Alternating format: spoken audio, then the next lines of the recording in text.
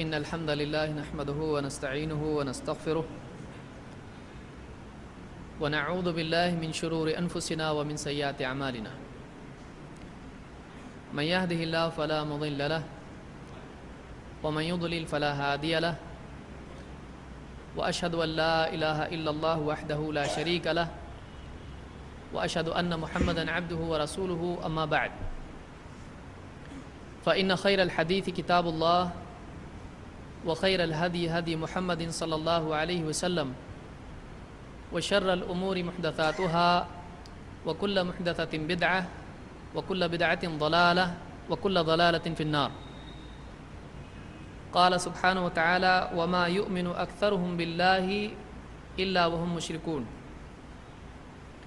وقال تعالى والذين اتخذوا من دونه أولياء ما نعبدهم إلا ليقربونا إلى الله زلفى.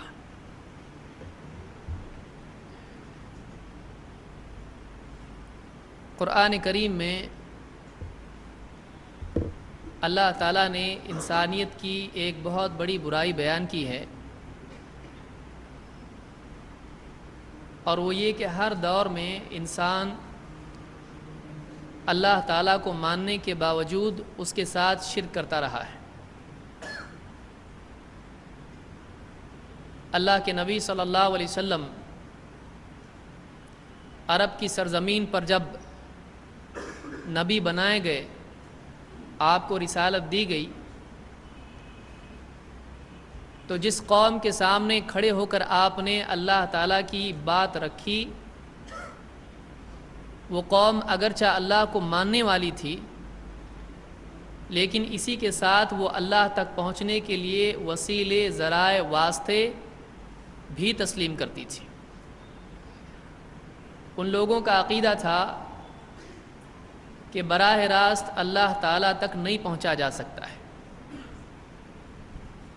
بلکہ وہ یہ بات مانتے تھے، ان کا عقیدہ یہ تھا کہ اللہ تعالیٰ تک پہنچنے کے لیے، اللہ کو راضی کرنے کے لیے، دنیا اور آخرت میں اپنے مسائل کو حل کروانے کے لیے وسیلے، واسطے بہت ضروری ہیں، اس کے بغیر کام نہیں بن سکتا ہے۔ اور ان کا قول، ان کا حال خود اللہ تعالیٰ نے قرآن کریم میں ذکر کیا ہے۔ اللہ تعالیٰ نے فرمایا وَالَّذِينَ اتَّخَذُوا مِن دُونِهِ أَوْلِيَاءَ، اور وہ لوگ جنہوں نے اللہ کے سوا اولیاء بنا رکھے ہیں، اللہ کے سوا کارساز بنا رکھے ہیں، ان کا کہنا یہ ہے، ان کا عقیدہ یہ ہے کہ ما نعبدهم الا ليقربونا الى الله زلفى، ہم اپنے ان معبودوں کی، ہم اپنے ان وسیلوں کی عبادت صرف اس مقصد سے کرتے ہیں کہ یہ ہم کو اللہ سے کچھ اور قریب کریں۔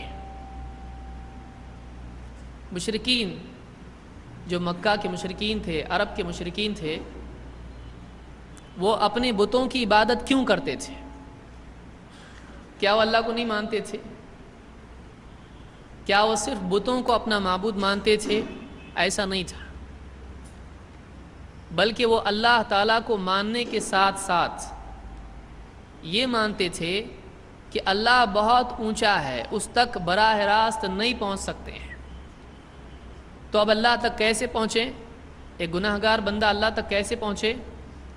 اللہ تک پہنچنے کے لیے، اللہ کا قرب پانے کے لیے یہ وسیلے اور واسطے ہیں، یہ ہمارے معبود ہیں، یہ ہمارے بت ہیں، یہ اللہ کے مقرب ہیں، اللہ کے نزدیک یہ لوگ ہیں۔ اگر عبادتی امور کر کے ہم ان کو خوش کریں، ان کے آگے چڑھاوے، ان کے آگے سجدے، ان کی رضا کے لیے، ان کی خوشی کے لیے کچھ عبادات ہم کریں، تو یہ خوش ہو جائیں گے، یہ بت خوش ہو جائیں گے، اور نتیجہ یہ ہوگا کہ جب یہ خوش ہو جائیں گے تو یہ ہم کو اللہ سے کچھ اور قریب کریں گے، کیونکہ اللہ کے ہاں ان کی چلتی ہے، اللہ کے ہاں ان کی چلتی ہے۔ یہ عقیدہ عرب کے مشرکین کا تھا۔ عرب کے مشرکین اللہ کو نہیں ماننے والے نہیں تھے، وہ اللہ کو ماننے والے تھے۔ اور بدقسمتی سے آج امت مسلمہ میں بھی یہی حالت اور کیفیت پائی جاتی ہے۔